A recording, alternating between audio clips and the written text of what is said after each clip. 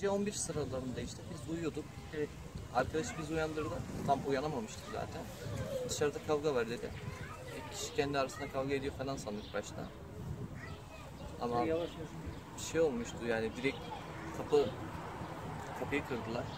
İçeri girdiler. Biz daha olayın şeyini çözemeden saldırmaya başladılar. Ben o arada bir şeyler anlatmaya çalışıyordum. Yapmayın, etmeyin. Biz de Müslümanız. Biz de insanız. Ama dinlemediler tabii. Orada bayağı bir darp ettiler. Şey vardı, job vardı, demir sopa vardı. Ondan sonra sürükleye dışarı çıkarttılar bizi. O arada yukarı çıkmışlar bir grup. Yukarıda birine şey yapmışlar. Balkonda döve bayıltmışlar. Onu sabaha kadar zaten doktorun müşahede altında tutmuştu. Birini de balkondan atmışlar. Beli kırılmış galiba onu.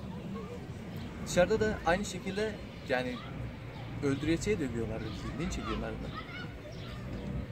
Sonra bir ara şey oldu. İçeri aldılar bizi. Polis zaten oradaydı. 2 polis oradaydı olay esnasında. Zaten şeyden sonra da hastanede kaymakam falan gelmişti. Dedi ki bize yani polisler bir şey yapamadıklarını söylemişler. Ama bence yapmadılar. Kasten yaptıkları bir şeydi bu. İşte içeri aldılar bizi sonra. Yani bayağı bir haşlattıktan sonra çıkarttılar bizi. Size karışmayacağız. İstiklal Marşı'nı okuyun bize. Şu işareti yaparak. Okuduk beraber zorla. Ondan sonra yine içeriye aldılar. Bu sefer dışarıdan tuğlalarla şey yapmaya başladılar. Saldırmaya başladılar. Tabii o arada şey gelmişti. Polisler gelmişti. Yani bir 30-40 dakika sonra anca diğer polis ekipleri gelmişti. Olay yatıştı böyle. Hastaneye gittik orada. Sabah da şey oldu işte. İl Emniyet Müdürü geldi.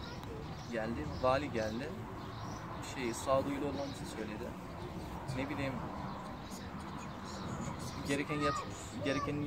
gerekeni yapacaklarını söylediler. Olayla ilgili 3 kişiyi yakaladılar mı?